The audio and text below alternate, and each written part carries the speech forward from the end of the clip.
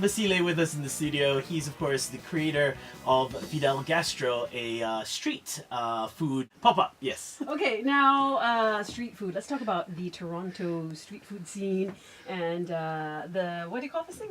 The Toronto Underground Market. This is where you... Wow. Yeah, where you are good. sort of, thought, you had first thoughts and first ideas about what you actually wanted to do. Well, it's actually funny you mentioned the Toronto Underground Market. So the day I land back in Toronto, sadly, it'll be the 3rd anniversary and the last Toronto Underground Market event in the city of Toronto, which is really sad. I think it had a really good thing going for it. Mm-hmm. I think a lot of up-and-coming entrepreneurs in the food industry in Toronto really got their start at TUM. That's the acronym. What are some of the things that you offer, from your food trucks?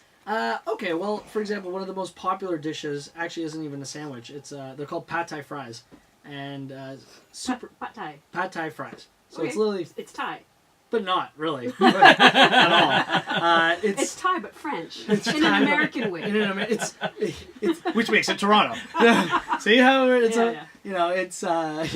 it's what's an anthropology class right here with food. But no, so they're French fries. They're tossed in a sauce that I make, which the sauce is literally lemon juice, sriracha, and butter.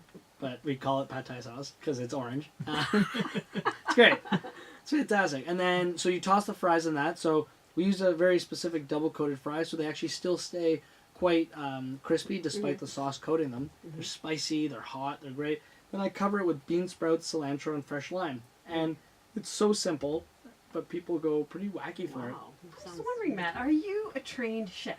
I am not even close to being a trained chef. Yeah. I think that's what allowed the company to grow the way it has, because convention has never really been a part of my game. It's kind of how we got the Rebel Without a Kitchen moniker.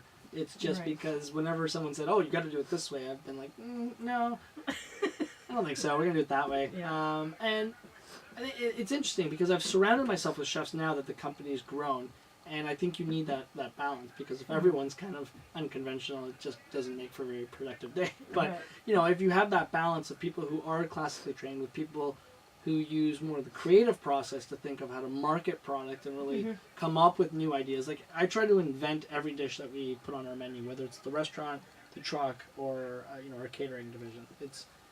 We take pride in inventing dishes because that's what separates us from any other caterer. Okay, so Rebel Without a Kitchen, the season 2 has just started. Aired. Yeah, last week was the first episode. And season 2 was very different from season 1. Season 1 was pretty much everything we've talked about. It was starting the business in Toronto, literally going from pop-up to food truck to restaurant in a very short amount of time, and doing all the events and really seeing the major players in the Toronto street food scene. Season 2 was, we were sitting down and we were like, what do we do for season 2? And I was like, you know what, I'll be honest, guys, it's impossible for me to hit these same milestones again. So we got to really think a little broader this year. And I think the best thing about growth is that it can happen in a number of ways.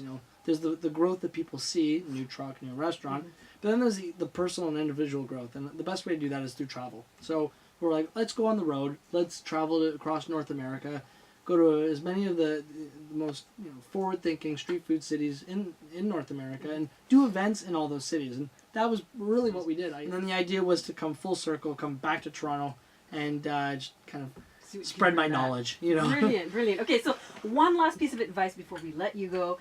What would be your advice to budding food truckpreneurs? Be prepared to work all the time. All the time. Even right now. No.